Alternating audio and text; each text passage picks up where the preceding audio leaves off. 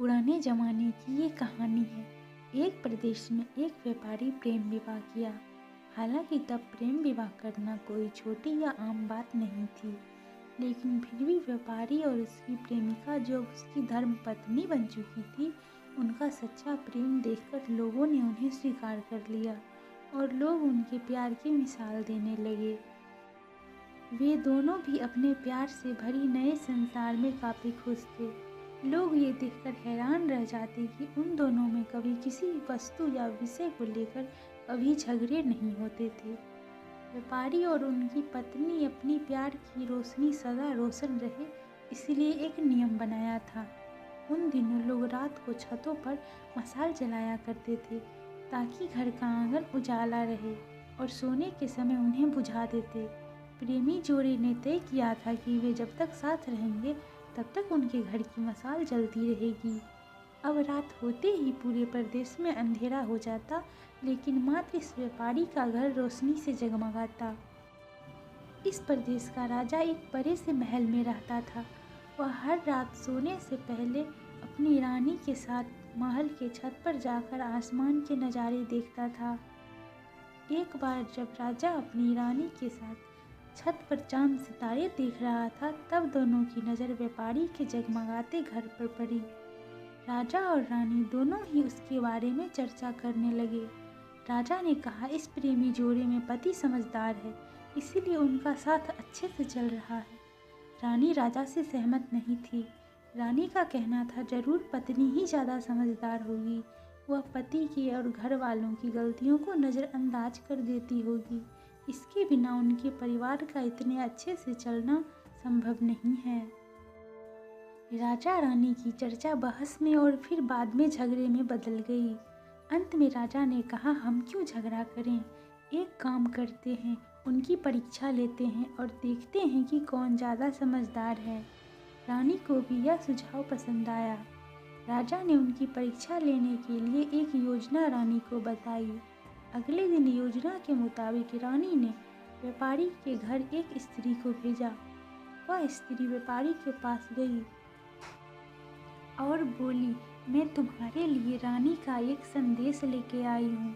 वो स्त्री संकोच करते हुए व्यापारी से बोली, रानी को तुम बहुत पसंद आ गए हो। अगर तुम अपनी पत्नी को छोड़ दो या उसकी हत्या कर दो तो रानी तुमसे शादी करने के लिए तैयार है। महिला की बात सुनकर व्यापारी को गुस्सा आया, लेकिन उसने अपने गुस्से पर काबू रखते हुए उस महिला से कहा, ऐसी 1000 रानियां भी आ जाएगी, तब भी मैं अपनी पत्नी को धोखा नहीं देने वाला।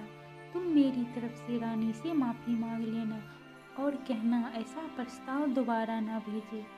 उस स्त्री ने व्यापारी ने जो कहा था वह बात राजा और रानी को जाकर बता दी। व्यापारी का ऐसा जवाब सुनकर राजा खुश हो गया, क्योंकि राजा जैसा सोचता था व्यापारी उतना ही समझदार निकला। अब व्यापारी की पत्नी की परीक्षा की बारी थी। राजा ने एक आदमी को उसके पास भेजा। आदमी ने व्यापारी की पत्नी से कहा, राजा को तुम पसंद आ गई हो। राजा ने कहा है, अगर तुम अपने पति को मार देती हो तो वो तुम्हें उनकी रानी बना लेंगे। आदमी की बातें सुनकर पहले तो व्यापारी की पत्नी कुछ नहीं बोली।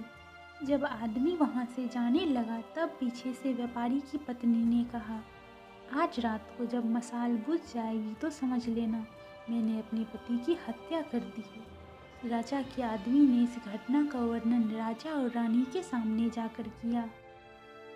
राजा को व्यापारी की पत्नी पर काफ़ी गुस्सा आया, लेकिन रानी ने राजा से कहा, वह सिर्फ ऐसा कह सकती है, कर नहीं सकती। आखिर वह उसकी पत्नी और प्रेमिका भी है।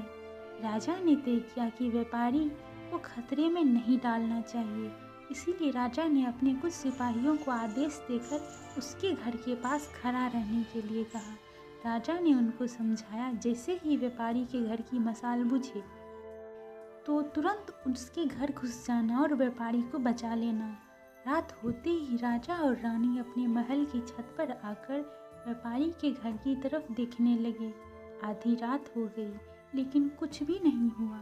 रानी राजा से कहने लगी, देखा मैं कहती थी ना, वो सिर्फ कह सकती है, ऐसा कर नहीं सकती। रानी ने यह शब्द कहे ही थे कि राजा ने देखा व्यापारी के घर की मसाल बुझ चुकी है। राजा को व्यापारी की चिंता होने लगी। थोड़ी देर बाद राजा के वह सिपाही जो व्यापारी की सुरक्षा के लिए वहां खड़े थे, राजा के पास आए। उन्होंने राजा को व्यापारी की मौत की खबर सुनाई।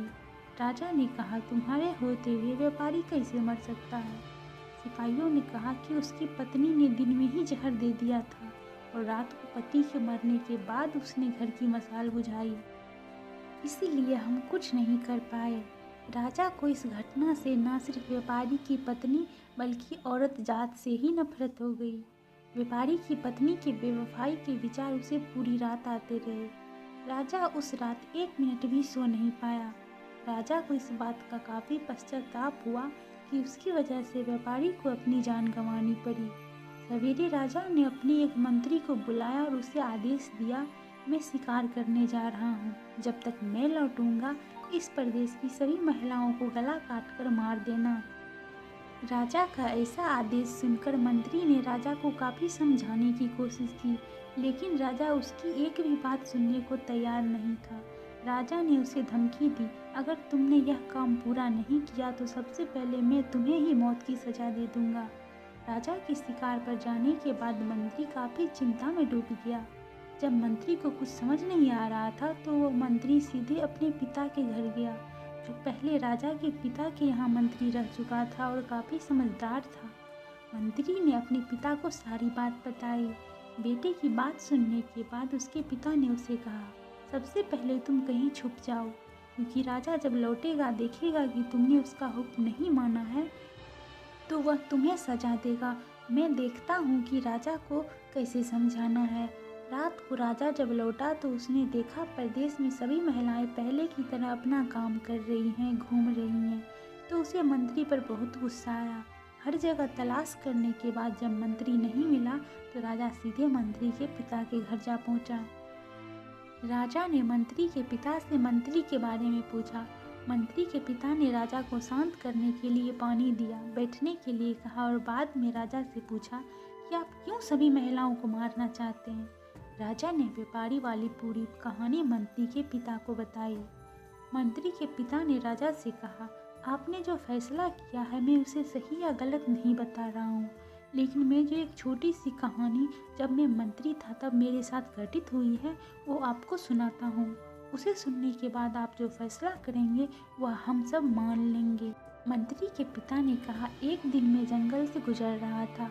अचानक एक नकाबपोश घोड़े पर सवार होकर आया और मुझे बंदी बनाकर घसीटते हुए कब्रिस्तान ले गया। वह मुझे एक कब्र के पास ले आया। वहाँ पर पहले से एक कब्र खुदी थी और एक सरकटा आदमी उस कब्र में था। उस नकाबपोश ने मुझे उस कब्र में मिट्टी डालने को कहा। जब मैंने कब्र को पूरी तरह मिट्टी से ढक दिया तब उसने मुझे बाजू में एक और कब्र खोदने के लिए कहा। मुझे लगा यह दूसरी कब्र मेरे लिए खोदी जा रही है। कब्र पूरी तरह तैयार होने के बाद उस नकाबपोश ने अपने चेहरे से नकाब हटाया तो मैं देखकर चौंक गया, क्योंकि वह एक बहुत सुंदर महिला थी। उसने मुझे कहा कि तुम डरो मत, यह कब्र तुम्हारे लिए नहीं है बल्कि यह कब्र मेरे लिए है।